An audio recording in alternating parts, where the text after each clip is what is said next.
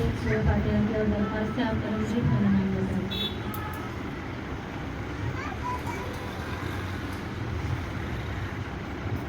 اس سورہ فاتحہ کا ثواب ہم ہدیہ کرتے ہیں انبیاء مرسلین، ائمہ طاہرین، جہاد المعصومین علیہ السلام، شہدائے کربلا، اسیران کربلا کو، اور وہاں سے جو بھی ثواب ملے وہ ہدیہ کرتے ہیں۔ سیدہ ہشمارہ رضوی بالکل، سید اکبر حسین رضوی، سید ظفر حسین کاظمی، ابن سید احمد حسین کاظمی، شبانہ انجم بنت سید تکبیر حسین رضوی، سید اظہر رضوی ابن سید محمد طاہر رضوی، سید مظہر رضوی ابن محمد سید طاہر رضوی، لیاقت علی ابن محمد علی، خورشیدہ بنیاد بنت بنیاد علی، ذل حسنین ابن محمد رفیع، اور ہم سب کے تمام مرحومین اور کل مومنین و مومنات کی ارواح کو اس کا ثواب پہنچے۔ صلی علی محمد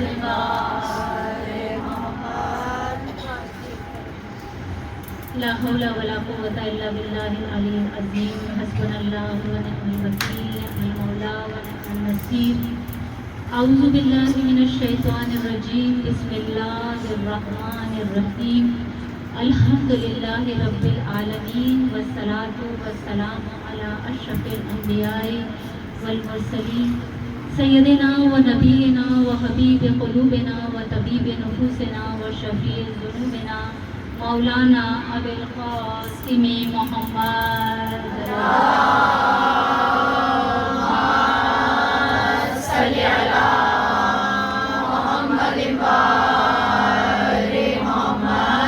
وعجل فرجهم وعلى أهل بيته الطيبين الطاهرين المعصومين المظلومين، ولعنة الله على أعدائهم وظالميهم من يومنا هذا إلى يوم الدين۔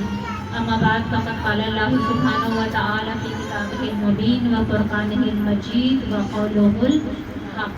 بسم اللہ الرحمن الرحیم، انما یرید اللہ لیذھب عنکم الرجس اہل البیت ویطہرکم تطہیرا۔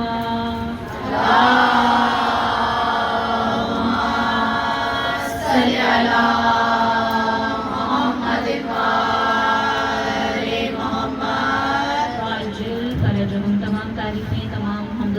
ذات باری تعالیٰ کے لیے کہ جو تمام جہانوں کا خلق کرنے والا اور پالنے والا ہے، اور تمام درود و سلام محمد و آل محمد کے لیے کہ جنہیں پروردگار عالم نے ہمارے لیے بہترین وسیلہ قرار دیا۔ درود پڑھیے محمد و آل صلی علی محمد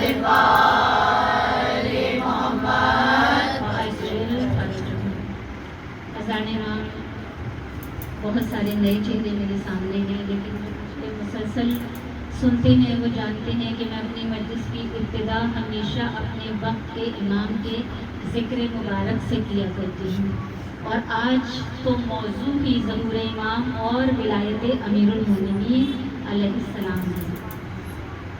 ہم سب کا یہ عقیدہ ہے، یہ ایمان ہے کہ پروردگار عالم نے کبھی اپنے بندوں کو ہدایت کے بغیر نہیں چھوڑا۔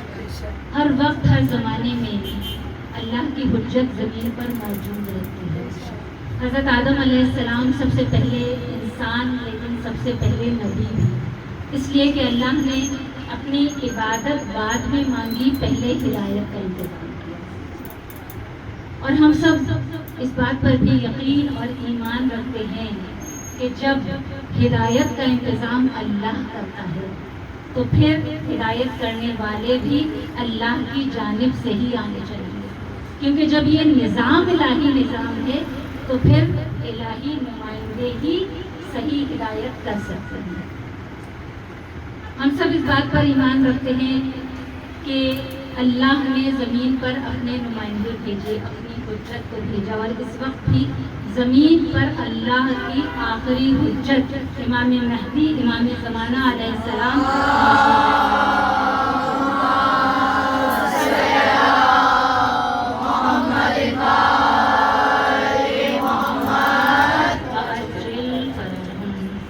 اور یہ ہستیاں وہ ہستیاں ہیں کہ جنہیں پروردگار سرکار عالم نے ہدایت کے لیے بھیجا ہے، یہ بظاہر تو بشر کی صورت میں نظر آتے ہیں لیکن در حقیقت نور ہے، یہ مظہر خداوندی ہیں، یہ جمال خداوندی ہیں۔ حضران امام حدیث مبارکہ سے کہ ختمی مرتبہ رسالت مآب صلی اللہ علیہ وآلہ وسلم ارشاد فرماتے ہیں صلی اللہ محمد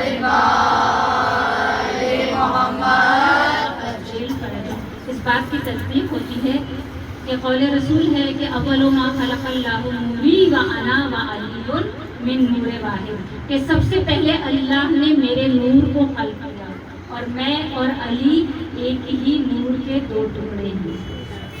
یہ وہ ہستیاں ہیں کہ جب اس نور کو اللہ نے 5 تن میں تقسیم کیا تو 75 کہلائے، اور جب 14 پوروں میں آئے تو 14 معصومین کہلائے، اور جب مٹھی بند کر لی تو اس طرح ایک ہو گئے کہ جبرائیل بھی نہ پہچان سکے، کیونکہ ان کا اول بھی محمد، ان کا اوسط بھی محمد، ان کا آخر بھی محمد، اور یہ کل کے کل محمد ہیں۔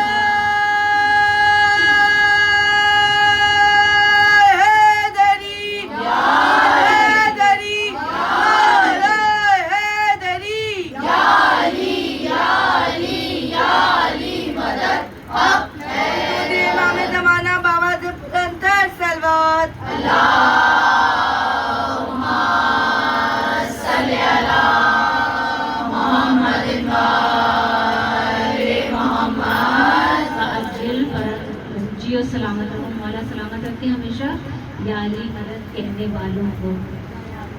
تو میں کیونکہ ابتدا کرتی ہوں اپنے وقت کے امام کے ذکر سے، اور یہ حدیث جو بہت مشہور و معروف حدیث ہے کہ جو دنیا سے اپنے زمانے کے امام کو پہچانے بغیر چلا گیا وہ جاہلیت کی موت مرا، اور اس وقت فرش عزا پر مکتب تشیع کے علاوہ دوسرے مکاتب فکر کے لوگ بھی موجود ہیں، اور وہ سب یہ عقیدہ رکھتے ہیں کہ ایک اللہ کی حجت میں ابھی زمین پر آنا ہے۔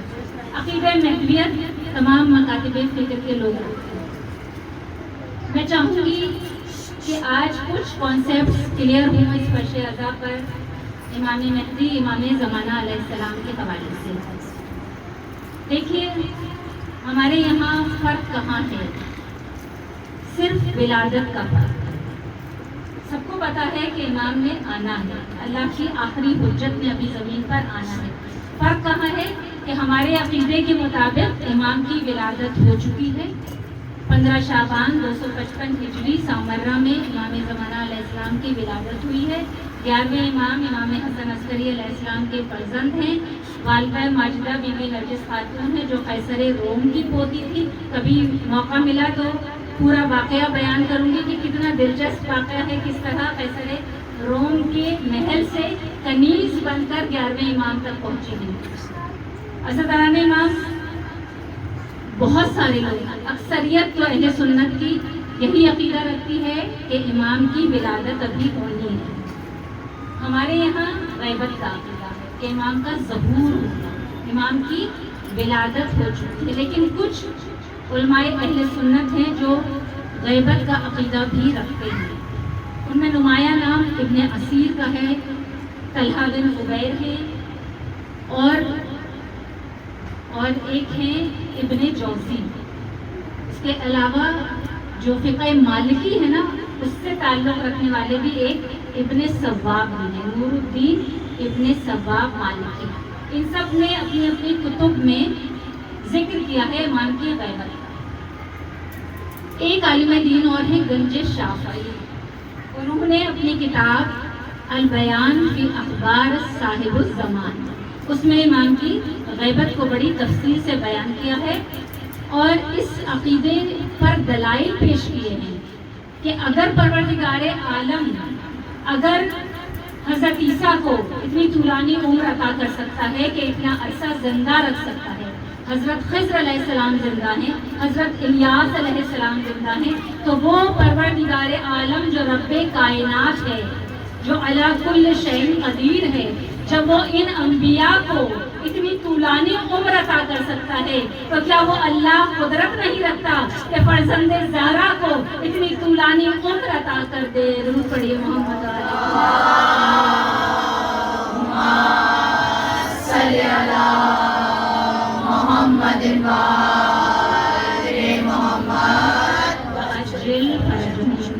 امام عقیدہ ولایت اور عقیدہ مہدویت آج میں نے موضوع ہی اسی لیے رکھا ہے کیونکہ یہ دونوں آپس میں ایک دوسرے سے بہت کنیکٹڈ ہیں، ان میں بڑا گہرا ربط ہے۔ اگر عقیدہ ولایت سمجھ میں آ گیا ہوتا تو عقیدہ مہدویت کو سمجھنے میں کوئی مشکل ہو ہی نہیں سکتی، اس لیے کہ اگر ہم غیبت کے عقیدے کو مان لیتے ہیں تو پھر کڑی سے کڑی ملتی چلی جائے گی۔ اگر 12ویں امام کی غیبت کو مان لیتے ہیں، 255 ہجری میں ان کی ولایت کو مان لیتے ہیں، تو پھر 11ویں کو بھی ماننا پڑے، پھر یہ سلسلہ مولا کائنات تک پہنچے گا۔ تو اسی لیے کہتی ہوں ہمیشہ کہ اگر عقیدہ ولایت سمجھ میں آ گیا ہوتا تو یہ عقیدہ سمجھنے میں کوئی دشواری نہ ہوتی، مسلمان فرقوں میں نہ بٹے ہوتے، آج مسلمانوں کے درمیان یہ انتشار نہ ہوتا، سب کا ایک ہی فرقہ ہوتا، مسلمان دنیا میں بہت بڑی طاقت ہوتی۔ آج دشمن اس طرح منظم ہو کر کام نہ کر رہا ہوتا، آج دشمن اس طرح چالیں نہ چل رہا ہوتا، ایسے تدبیریں نہ کر رہا ہوتا۔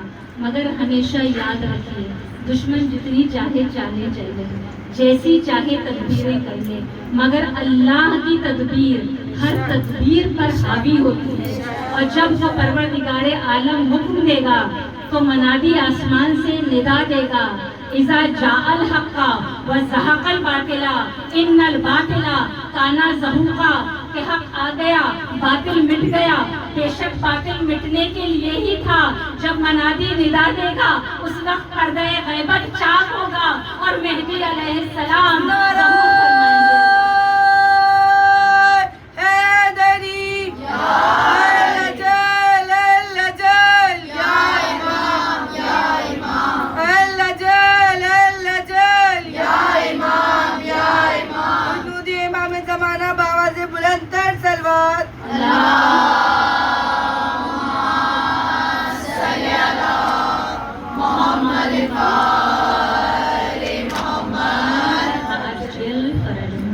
تو اسی لیے ولایت علی، ولایت امیر المومنین اگر سمجھ میں آئے گا تو عقیدہ مہدویت سمجھ میں آئے گا، اس لیے کہ عقیدہ ولایت ابتدا ہے اور عقیدہ مہدویت اختتام ہے۔ غدیر اگر ایجنڈا دیکھیں تو غدیر ہے اور تکمیل دیکھیں تو ظہور ہے۔ رسول خدا صلی اللہ علیہ وسلم نے غدیر خم میں مولا کائنات کی ولایت کا، ان کی جانشینی کا اعلان کیا۔ اب کس طرح کیا بچہ بچہ جانتا ہے، وہ جملہ رٹا ہوا ہے، من کنت مولا ہو فہذا علی مولا، جس کا میں مولا اس کا یہ علی مولا۔ جبرائیل آیت لے کر آئے، الیوم اکملت لکم دینکم، آج دین مکمل ہو گیا۔ ہم سب یہی جملہ بار بار سنتے ہیں، جبکہ غدیر کا خطبہ بہت طویل ہے۔ اگر پورا خطبہ نہیں بھی پڑھیں، صرف یہ 3 جملے یاد رکھیں کہ جب رسول نے مولا کائنات کی جانشینی کا اعلان کیا تھا تو کیا کہا تھا؟ اس جملے سے پہلے 2 جملے اور ہیں کہ اللہ مولایا۔ آج جو مولا کے معنی تبدیل کر دیے گئے ہیں نا، کہ مولا کے معنی دوست کے ہیں، ساتھی کے ہیں، تو رسول نے فرمایا اللہ مولایا، جیسے اللہ ہمارا مولا، وَأَنَا مَوْلَى الْمُؤْمِنِينَ، اور جیسے میں مومنین کا مولا، من كنت مولا فہذا علی مولا، پھر جس کا میں مولا اس کا یہ علی مولا۔ تو مولا کے معنی اپنے ذہن سے، اپنے قیاس سے ہمیں طے نہیں کرنے، اس لیے کہ رسول صرف علی کو مولا نہیں کہہ رہے، اللہ کی مولائیت کا بھی، اللہ کی ولایت کا بھی اعلان کر رہے ہیں، اپنے مولا ہونے کا بھی اعلان کر رہے ہیں، اپنی ولایت کا بھی اعلان کر رہے ہیں۔ پھر فرما رہے ہیں کہ دیکھو یاد رکھو، جیسے اللہ مولا ہے، جیسے میں مولا ہوں، اس طرح ہی یہ علی تم سب کا مولا ہے. اور کتنا اہتمام ہوا ہے غدیر خون میں، ہم سب جانتے ہیں. 2-4 لوگوں کے درمیان یہ ولایت کا اعلان نہیں ہوا، 1.25 لاکھ کے مجمع میں. اور کتنا اہتمام تھا کہ جو آگے نکل گئے ہیں ان کو پیچھے بلایا جا رہا ہے، جو پیچھے رہ گئے ہیں ان کا انتظار کیا جا رہا ہے، تاکہ سب تک یہ خبر پہنچ جائے، کوئی یہ نہ کہے کہ میں نے تو سنا ہی نہیں تھا. اب غور طلب بات کیا ہے، پالان شدھ کا ممبر بنایا گیا ہے. ٹھیک ہے نا؟ اب اس کی وضاحت کروں گی مثال کے ذریعے کہ دیکھیے 1.25 لاکھ کا مجمع تھا. کتنے صحابی ہوں گے رسول صلی اللہ علیہ وسلم کے ساتھ؟ کیا مشکل تھا لکڑیاں جمع کرنا اس میدان میں. رسول کہتے اپنے اصحاب سے کہ جاؤ، جا کر لکڑیاں لے آؤ اور لکڑی کا ایک ممبر تیار کرو اور میں اس پر خطبہ دوں گا. مگر رسول نے لکڑیاں نہیں منگوائیں، اونٹوں کے پالان اتروائے.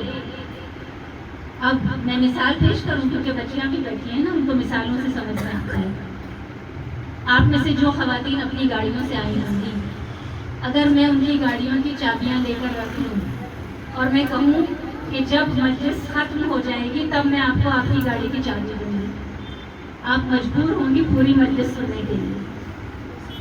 رسول نے بھی یہی کام کیا تھا، پالان اتروا دیے تھے. اس زمانے میں لوگ اونٹوں پر دور دراز کا سفر کرتے تھے نا، پیدل تو چل کے وہاں سے جا نہیں سکتے تھے. اب سب اونٹ پہ سوار تھے، اونٹوں کے پالان اتار لیے گئے، اس سے ممبر بنا دیا گیا کہ اب کوئی یہ نہ کہے کہ یا رسول اللہ میں تو اس وقت چلا گیا تھا، بس اسی جملے پر چلا گیا تھا، پورا خطبہ سنا تھا بس یہی جملہ نہیں سنا. رسول نے یہ موقع ہی نہیں دیا کہ سب سنو اور آگے آنے والوں تک، بلکہ ہم پر بھی یہ فرض ہے کہ آگے قیامت تک آنے والوں پر جب تک ہماری زندگی ہے ہم یہ پیغام پہنچاتے رہیں. تو اس طرح رسول نے اعلان کیا، لوگوں نے آ کر مبارکباد دی، تاریخ میں لکھا ہوا ہے. مسئلہ کیا ہوا؟ سب نے سنا، سب نے آ کر مبارکباد دی، پھر انکار کیوں ہوا؟ پھر اختلاف کیوں ہوا؟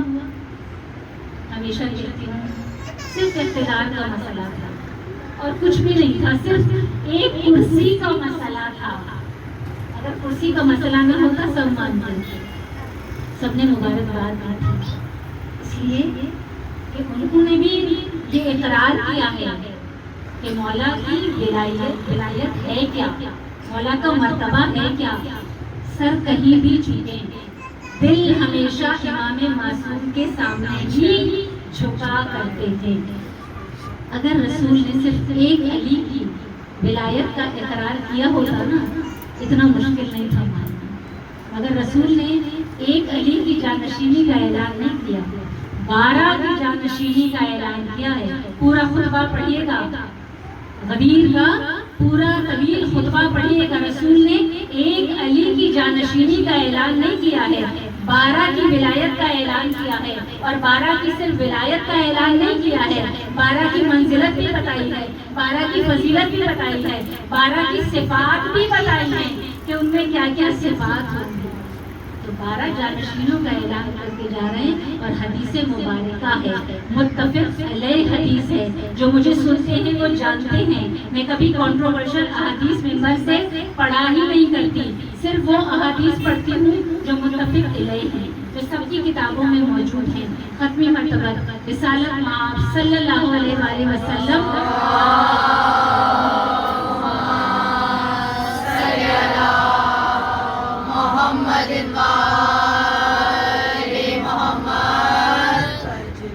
ارشاد فرماتے ہیں کہ لا یزال الدین قائما حتی تقوم الساعۃ ویکون علیہم 12 خلیفۃ کلہم من قریش. رسول کیا فرما رہے ہیں کہ دین ہمیشہ قائم رہے گا، حتی تقوم الساعۃ، کہ یہاں تک کہ قیامت قائم ہو جائے، اور جب تک 12 خلیفہ نہ آ جائے، اور وہ سب کے سب قریش سے ہوں. یہ حدیث سب کی کتابوں میں موجود ہے، چاہے صحیح مسلم ہو، صحیح بخاری ہو، تمام صحائف ستہ میں، اور ہماری بھی تمام مستند کتابوں میں. ایک مقام پر بھی نہیں ہے، مختلف مقامات پر ہے، مختلف الفاظ ہیں، کہیں خلیفہ کا لفظ ہے، کہیں امام کا لفظ ہے، کہیں رہبر کا لفظ ہے، مگر ایک بات مشترک ہے کہ 12 کا فگر، 12 کی تعداد اور سب کے سب قریش سے، یہ سب کے یہاں متفق علیہ حدیث ہے۔ تو اب تاریخ اسلام اٹھا کر پڑھیے اور تلاش کیجیے۔ میں تو ہمیشہ علم کے اصول کی دعوت دیا کرتی ہوں اور کہتی ہوں کسی کے کہنے میں آ کر نہیں، اپنے مطالعے کے نتیجے میں، اپنی تحقیق کے نتیجے میں حق تک پہنچیے۔ تو اب آپ خود تلاش کیجیے کہ وہ کون سا مکتب فکر ہے کہ جہاں 12 امام ہیں اور ایک امام ایسا ہے کہ جو آخری تک باقی رہے گا کہ جب تک قیامت برپا نہ ہو جائے، اور سب کے سب قریش سے ہیں۔ یہ صرف ہمیں شکر ادا کرنا چاہیے فرش عذاب پر آ کر کہ لوگ تلاش کر کے حق کے راستے تک پہنچتے ہیں۔ ہمیں پروردگار عالم نے اس مکتب فکر میں پیدا کر دیا کہ جہاں ایسے رہبر، ایسے امام ہیں۔ تو رسول نے متعارف کرایا ہے کہ 12 خلیفہ ہوں گے، 12 جانشین ہوں گے، 12 کی صفات بتائی ہیں، اور اس کی صفات کیسے بتائی کہ جو آخری آنے والا ہے۔ رسول نے کہا اسمی کنیتہ کنیتی، اس کا نام میرے نام پر ہوگا، اس کی کنیت میری کنیت پر ہوگی، وہ نسل سادات میں سے ہوگا، نسل رسول میں سے ہوگا۔ رسول کیسے تعارف کرا رہے ہیں کہ اس کی صورت مجھ محمد جیسی ہوگی، اس میں طاقت علی جیسی ہوگی، اس میں حکمت حسن جیسی ہوگی، اس میں شجاعت حسین جیسی ہوگی، اس میں علم زین العابدین جیسا ہوگا، اس میں تبلیغ محمد باقر جیسی ہوگی، اس میں صداقت جعفر صادق جیسی ہوگی، اس میں صبر موسیٰ کاظم جیسا ہوگا، اس میں رضائیت علی رضا جیسی ہوگی، اس میں تقویٰ محمد تقی جیسا ہوگا، اس میں نقاوت علی نقی جیسی ہوگی، اس میں ہیبت حسن عسکری جیسی ہوگی، اور اس میں غیبت خدا جیسی ہوگی۔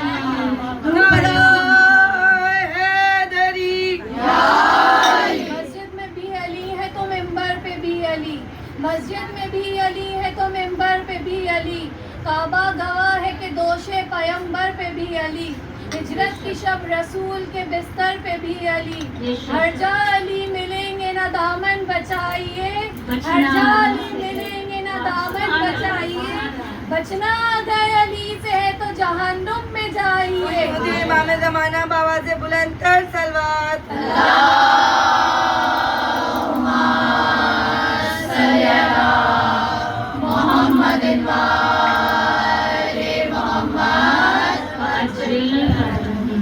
جی سلامت رکھنے والا آپ کی نسلوں میں اس فرش عذاب ہمیشہ قائم رہے۔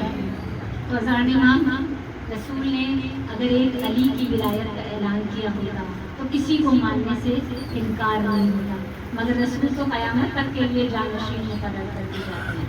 اگر اپنے بعد صرف ایک جانشین مقرر کر دیتے، سب مان لیتے کہ چلو پھر علی چلے جائیں گے، پھر ہمارا اقتدار ہوگا، مگر علی نے تو رسول نے قیامت تک کا انتظام کر دیا۔ جیسا میں نے ابتدا میں کہا کہ یہ وہ ہستیاں ہیں کہ جو نور سے خلق ہوئی ہیں، اور اس وقت ان کا نور خلق ہوا ہے کہ جب کائنات میں کچھ بھی نہیں تھا، نہ حضرت آدم تھے، نہ یہ زمین تھی، نہ آسمان تھا، نہ ستارے تھے، نہ چاند تھا، نہ سورج تھا، کچھ بھی نہیں تھا۔ اور اس کی تصدیق حدیث قصہ کے یہ الفاظ کرتے ہیں کہ جو آپ ہر فرش عزا پر آ کر سنتی ہیں کہ انی ما خلقت السماء مبنیۃ ولا ارضا مدیۃ ولا قمرا منیرا ولا شمسا مضیۃ ولا فلکا یدور ولا بحر یجری ولا فلک یسری الا فی محبتی ہؤلاء الخمسۃ الذین هم تحت الحساب۔ صلی علی محمد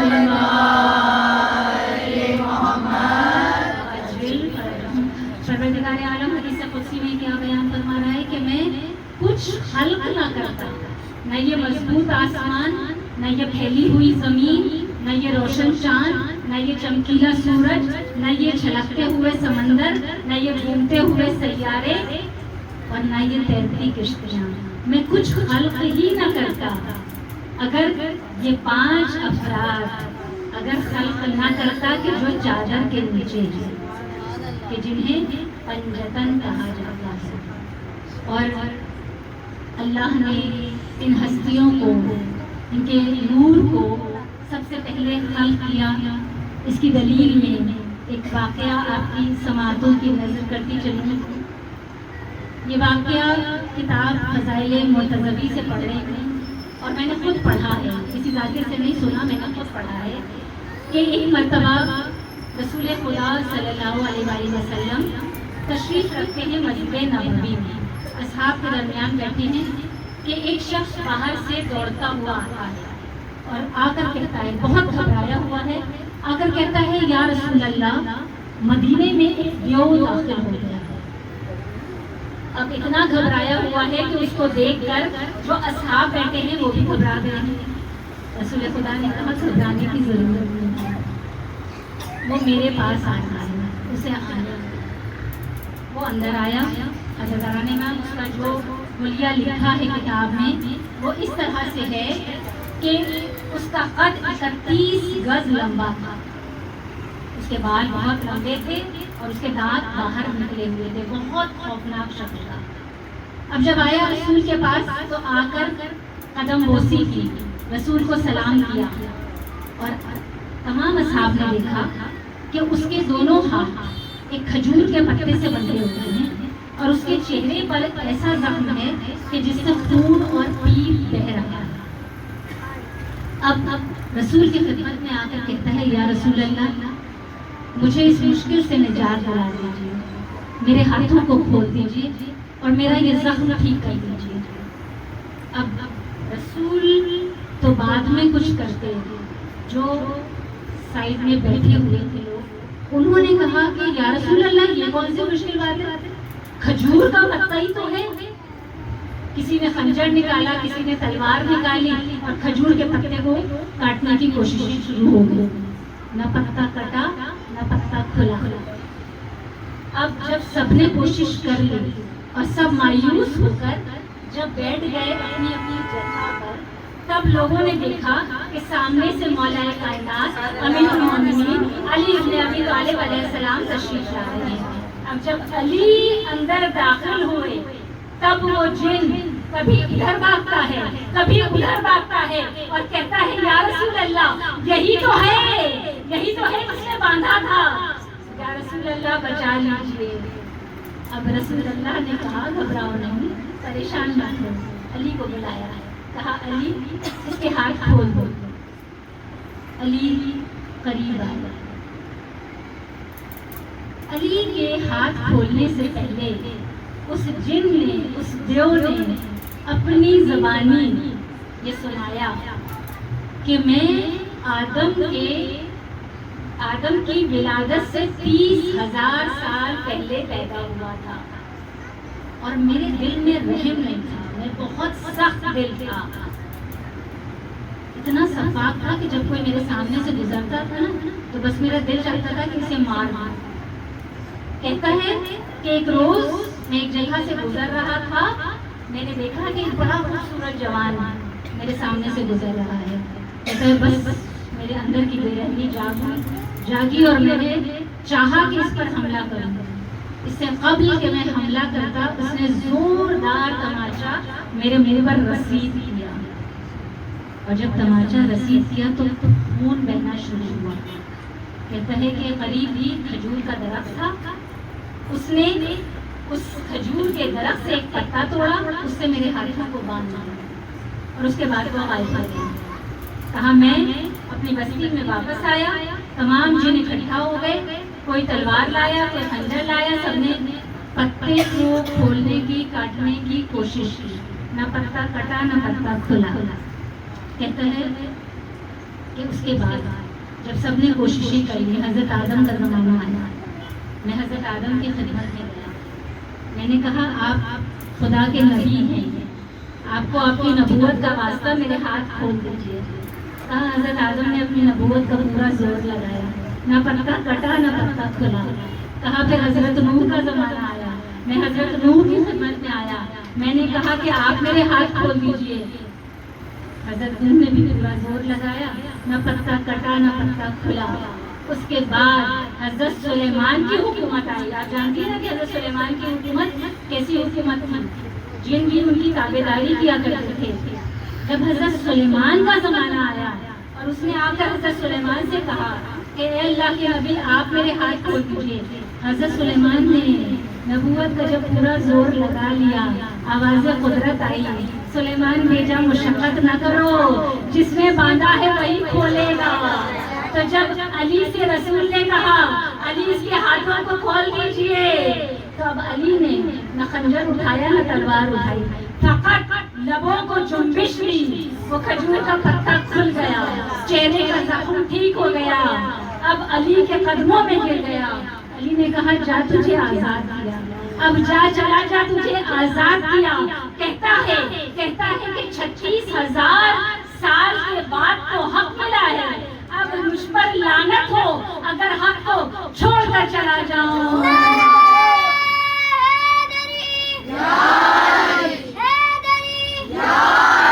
یہ نعرہ وہ نعرہ ہے جو حق سے ملاتا ہے، مومن کی منافق کی پہچان کراتا ہے، دل دل سے ملاتا ہے، ایمان بتاتا ہے قبر میں برزخ میں محشر میں یہی رہبر. یا علی مدد حیدر، یا علی مدد حیدر. آواز بلندتر صلوات. صلی علی محمد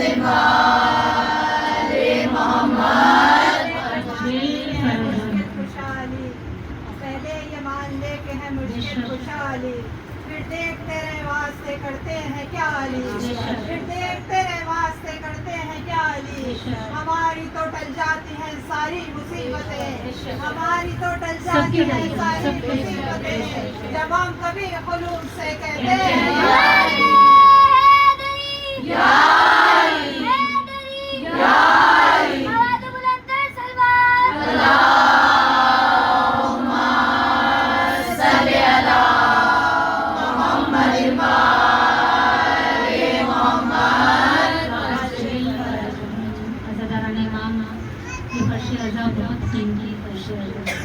جتنا بھی ہم شکر ادا کریں وہ کم ہے، اس لیے کہ پروردگار عالم نے اس فرش رضا کے صدقے سے ہمارے دلوں میں ان ہستیوں کی محبت کو قرار دیا ہے کہ جن سے وہ خود محبت کرتا ہے.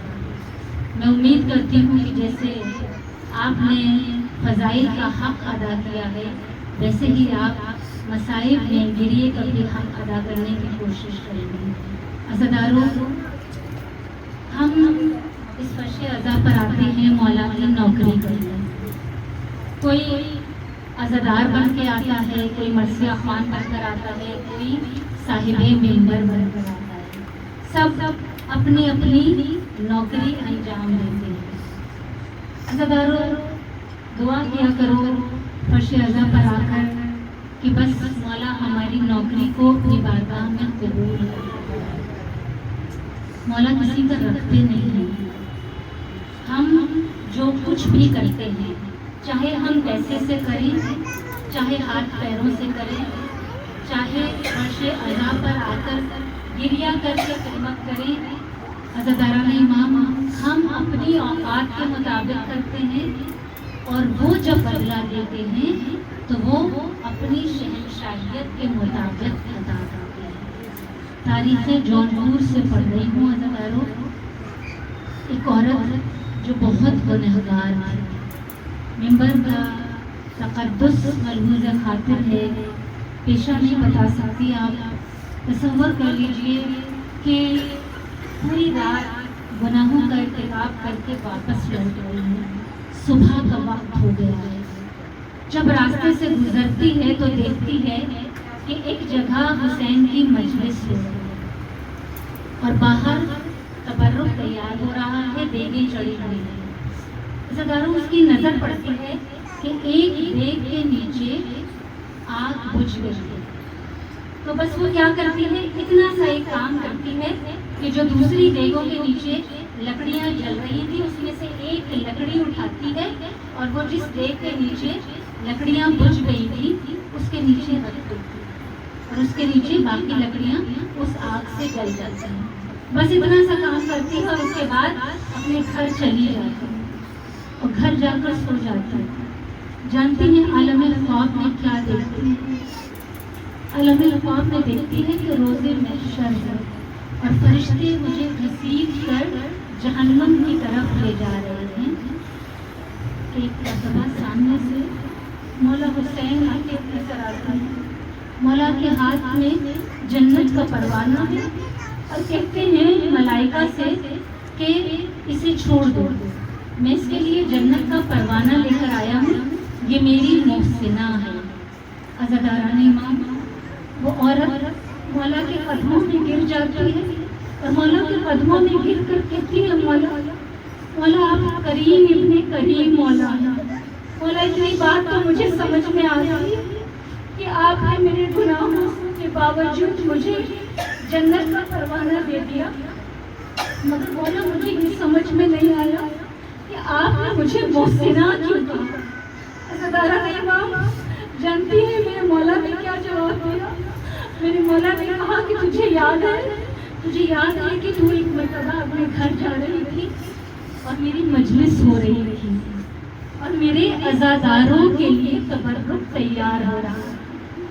تو نے میرے عزاداروں کے لیے تیار ہونے والے تبرک کو خراب ہونے سے بچا لیا. حسین تیرا یہ احسان کیسے بھول جاتا. عزاداروں، یہ مرتبہ ہے عزاداروں کا، یہ مرتبہ ہے فرش حسین پر آ کر رونے والوں کا. کیا عظمت ہے آپ کی، آپ جانتے ہیں. میں ہمیشہ کہتی ہوں کہ جو چیز بھی حسین سے منسوب ہو جائے وہ متبرک ہو جایا. کربلا کی خاک فقط خاک تھی، حسین کا خون گرا خاک شفا بن گئی. کربلا فقط کربلا تھی، حسین نے کربلا محلہ بنا دیا. آپ جب اپنے گھروں سے نکلتی ہیں عزاداروں، آپ کے پیر کی جوتی فقط آپ کے پیر کی جوتی ہوتی ہے، لیکن جب آپ حسین کی مجلس میں آ جاتی ہیں تو عزادار کی نالین بن جایا کرتی ہے. وہ نالین بن جاتی ہے کہ جس نالین کے پاس سید سجاد بیٹھ کر روتے ہیں. میں ہمیشہ کہتی ہوں کہ جب کوئی دعا قبول نہ ہو رہی ہو، عزاداروں کی نالین کے پاس بیٹھ کر مولا سے کہہ دیا کرو مولا یہ مسئلہ ہے، یہ حل نہیں ہو رہا، مولا حل کر دیجیے. عزاداران امام سید سجاد زمانہ دیتے. آج ایک اور بچی، ایسی 4 سال کی بچی کہ جس کے وسیلے سے اگر دعا کی جائے تو دعا رد نہیں ہوتی، اور اگر اس کا وسیلہ اس کے چچا عباس کو دے دیا جائے تو عباس کو کبھی خالی ہاتھ نہیں لوٹایا کرتے. عزاداران امام آج 5 سفر ہو گئی ہے، 3 دن گزر گئے ہیں سکینہ کو زندان شام میں قید ہوئے. میں ہمیشہ کہتی ہوں کہ یہ فرش تسلیوں کا فرش.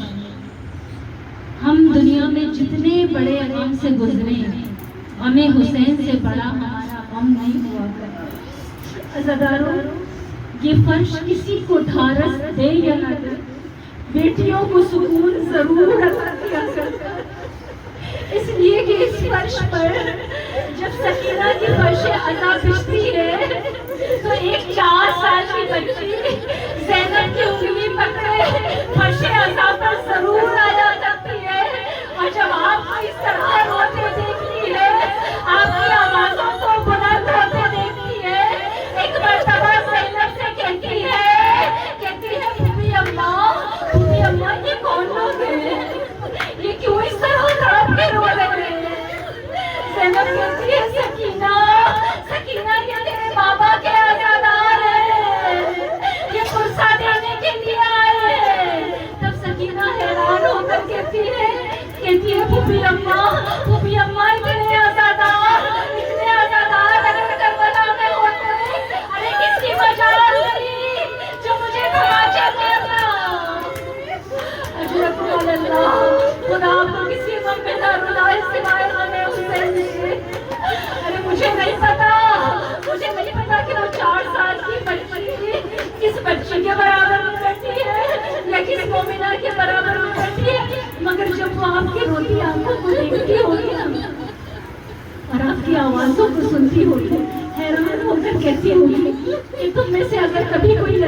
ہوتا ہے اگر کسی کا باپ مر جاتا ہے لوگ گلے لگاتے ہیں، لوگ پیار کرتے ہیں، لوگ تسلیاں دیتے ہیں۔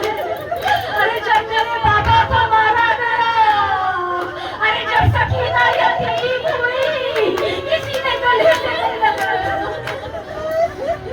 کسی نے سکینہ کو پیار نہیں کیا۔ ارے جب سکینہ بابا کو جا کر کے روتی تھی، شمر تماچے مارا کرتا تھا، ارے سکینہ کی پشت پر کرے مارے جاتے تھے۔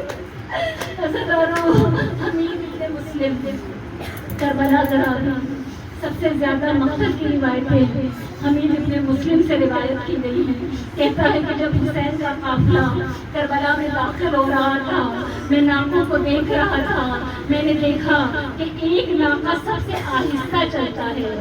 اس ناکے پر کون سوار تھا؟ حسین کی 4 سال کی سکینہ۔ اس لیے کہ جیسے ہی ناکا تھوڑا تیز ہونے لگتا تھا نا، سکینہ کی آواز آتی تھی، بابا بابا سکینہ کو تیز ناکے سے بہت ڈر لگتا ہے، بابا ناکے کی رفتار آہستہ کر دیجیے، حسین ناکے کی رفتار آہستہ کر دیا کرتے تھے۔ ارے اسی سکینہ کا ناکا ارے کتنا تیز دوڑایا گیا، یہ روایت آپ نے 12 سنی ہے۔ ایک رات میں کوفہ پہنچا دیا گیا تھا۔ ہزاروں ناموں پر جب خواتین کو سوار کیا گیا تھا، خواتین کی گود میں بچوں کو دے دیا گیا تھا۔ میں سوال پوچھوں، میں آپ سے سوال پوچھوں، جب گود میں بچے سوار ہوتے ہیں اور ناکا تیز دوڑ رہا ہو تو مائیں بچوں کو کیسے پکڑتی ہیں؟ ہاتھوں سے پکڑتی ہیں نا۔ ارے ان بیویوں کے ہاتھ پیچھے گردن سے بندھے ہوئے تھے، بچوں کو پکڑ نہیں سکتی تھی۔ عزیزانو، ارے بچے ہی اپنے چھوٹے چھوٹے ہاتھوں سے ماں کی گردن میں بائیں ڈالتے تھے اور مضبوطی سے پکڑتے تھے۔ مگر جب ناکا تیز دوڑتا تھا نا، وہی بچے ان کے ہاتھ چھوٹ جاتے تھے، وہ ناکوں سے نیچے گر جاتے تھے۔ آج بھی جو زائرین جو زیارت کے لیے جاتے ہیں وہ دیکھتے ہیں کہ کوفہ سے شام تک کتنی چھوٹی چھوٹی قبریں بنی ہوئی ہیں۔ یہ وہی بچے ہیں جو ماؤں کی گود سے ناکوں سے گر گئے تھے۔ عزیزانِ امام، رباب کے ناکے کو جب شمر نے تازیانہ مارا نا، آپ کو پتا ہے نا کہ ناکے کو جب تازیانہ مارا جاتا ہے تو وہ اور تیز دوڑتا ہے۔ جب رباب کے ناکے کو شمر نے تازیانہ مارا تو اس وقت سکینہ کی آواز آئی، اماں مجھے بہت ڈر لگ رہا ہے، اماں میں ناکے سے گر جاؤں گی، اماں مجھے بہت ڈر لگ رہا ہے۔ سکینہ یہ کہہ کر جب روتی تھی نا، جب شمر ملعون نے سکینہ کی اس آواز کو سنا، عزاداروں ایک مرتبہ ناکے کو رکوا دیا، ناکے کو رکوا کر سکینہ کو ناکے سے اتارا اور ایک جنونی اونٹ منگوایا گیا۔ عزاداروں اس جنونی اونٹ پر سکینہ کو اکیلے سوار کیا گیا اور اس اونٹ کو دوڑایا گیا۔ آج بھی حرم میں اونٹوں کی جب ریس لگتی ہے نا تو اونٹوں کی پشت پر یتیم بچوں کو بٹھایا جاتا ہے، اس لیے کہ جب بچے چیختے ہیں تو ان کی چیخ کی آواز سے اونٹ اور تیز دوڑتا ہے۔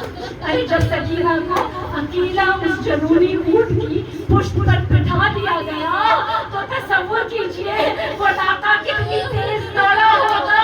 ارے جیسے جیسے ناکا تیز دوڑتا تھا سکینہ کی آواز آتی تھی، اماں مجھے بہت ڈر لگ رہا ہے، اماں میں ناکا سے گر جاؤں گی۔ ارے ادھر سکینہ روتی تھی، ادھر اپنے ناکا پر رباب روتی تھی، ادھر ناکے نیزہ پر سر حسین، ارے سر حسین روتا تھا۔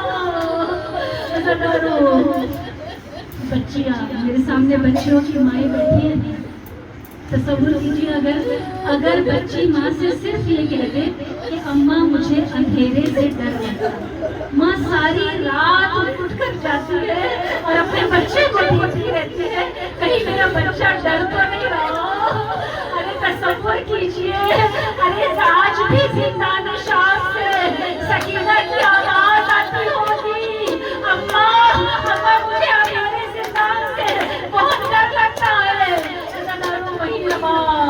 وہی رباب ایک ناقے پر سوار ہے، دوسرے ناقے پر سکینہ سوار ہے، ناقہ تیز دوڑ رہا ہے۔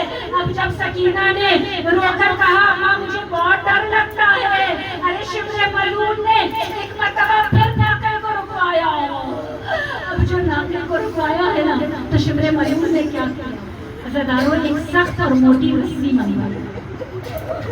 عزاداروں بہت سخت ٹولے پڑھے ہیں ہمیں، کیونکہ گریے کی معرفت نہیں ہے نا، اس لیے ہم بڑی آسانی سے پڑھتے ہیں اور آپ بڑی آسانی سے سنتے ہیں۔ تصور کیجئے 4 سال کی، جن کے گھروں میں 4 سال کی بچیاں ہیں، وہ ضرور تصور کر سکتے ہیں کہ 4 سال کی بچی کے ہاتھ اتنے نازک ہوتے۔ عزاداروں شمر ملعون نے موٹی رسی منوائی اور سکینہ کے پہلے تو ہاتھوں کو اس موٹی رسی سے باندھا، اس کے بعد سکینہ کو ہاتھ کے اوپر جھکایا اور اس موٹی رسی سے ارے شمر ملعون نے سکینہ کو باندھنا شروع کیا۔ ارے اس اونٹ کے چاروں طرف رسی باندھی، سکینہ اونٹ کے ساتھ باندھ دی گئی۔ اب شمر ملعون نے ناقے کو تازیانہ مارا، ناقے نے دوڑنا شروع کیا۔ سکینہ کی آواز آئی اماں مجھے بچا لو، اماں میں مر جاؤں گی، اماں سکینہ مر جائے گی۔ ارے سکینہ چیخ رہی تھی، سکینہ رو رہی تھی۔ ارے ایک مرتبہ سکینہ کی آواز آنا بند ہو گئی۔ ارے رباب کو ایسا لگا سکینہ مر گئی۔ ارے رباب نے کہا اِنَّا لِلَّهِ وَإِنَّا إِلَيْهِ رَاجِعُونَ۔ ایک مقام نہیں ہے، کتنے مقام پر رباب نے کہا ہے اِنَّا لِلَّهِ، کتنے مقام پر رباب کو لگا سکینہ مر گئی، مگر سکینہ کے نصیب میں تو ارے اندھیرے سے بادشاہ کا مرنا لکھا تھا۔ ارے جب سکینہ کی آواز بند ہوئی، ارے رباب نے رونا شروع کیا۔ شمر نے ایک مرتبہ پھر ناقے کو رکوا دیا۔ ارے اب جو ناقہ روکو عزاداروں، ارے رباب نے دیکھو کہ 4 سال کی بچی کا سینہ، ارے 4 سال کی سکینہ کا سینہ اونٹ کی کوہان سے ایسا زخمی ہوا تھا، ارے سینے سے ایسا خون بہ رہا تھا، پورا کرتا لہو لہان تھا۔ اللہ لعنت اللہ میری شہزادی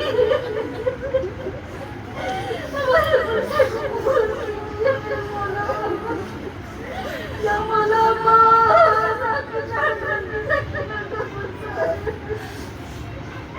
مولا ہمارے پرسے کو قبول کر لیجیے۔ بارے الہا اس خلیل بارے کو ایمان بارے الہا پروردگار صاحب عزادہ ہم اسے نیت کے ساتھ فرش بچھانا، عزاداروں کا آپ کا پرسہ دینا، پڑھنے والوں کا اپنی نوکری کو انجام دینا، عبادت ہمیں قبول کر لے۔ بارے الہا یہ وہ فرش عزا ہے پروردگار، اس فرش عزا پر کوئی اپنی مرضی سے نہیں آیا کرتا، اسے میرے وقت کا امام بلاتا ہے وہ فرش عزا پر آتا ہے۔ ہمیشہ کہتی ہوں کہ اس فرش عزا پر آ کر شکر ادا کیا کرو، گھر جا کر شکر کے سجدے کیا کرو کہ اپنی مرضی سے نہ کوئی مجلس میں آ کر گریہ کر سکتا ہے، نہ اپنی مرضی سے کوئی اپنی مرضی سے اپنی نوکری کر سکتا ہے۔ بس یہ دعا کیا کرو پروردگار ہم سے کوئی ایسا گناہ نہ ہو کہ ہم سے یہ توفیق چھن جائے، ہم سے یہ نوکری چھن جائے۔ بارے الہا سب کا آنا قبول ہو پروردگار۔ جو بیمار ہیں خصوصیت کے ساتھ جو لوگوں نے مجھ سے دعا کے لیے کہا ہے، پروردگار سب کو بیماری کربلا کے صدقے صحت کاملہ عطا فرما۔ بارے الہا جو بے اولاد ہیں انہیں نیک اور صالح اولاد عطا فرما۔ بارے الہا جو بے گھر ہیں انہیں بہترین گھر عطا فرما کہ جس میں فرش عزائے حسینی کو بچھائیں۔ بارے الہا جن جن گھروں میں فرش عزائے حسینی بچھا کرتے ہیں پروردگار ان گھروں کو ہمیشہ شاد و آباد رکھنا۔ بارے الہا ہمیں کسی غم میں نہ رولانا سوائے غم سے، ہم وارث کے ہوتے ہوئے بے وارث سے، پروردگار ہمارے وقت کے امام کو بھیج اب اس انصاف کرنے والے کو بھیج دے، ہمارے نام کے ظہور میں تاجیل فرما۔ ربنا تقبل منا انک انت السمیع العلیم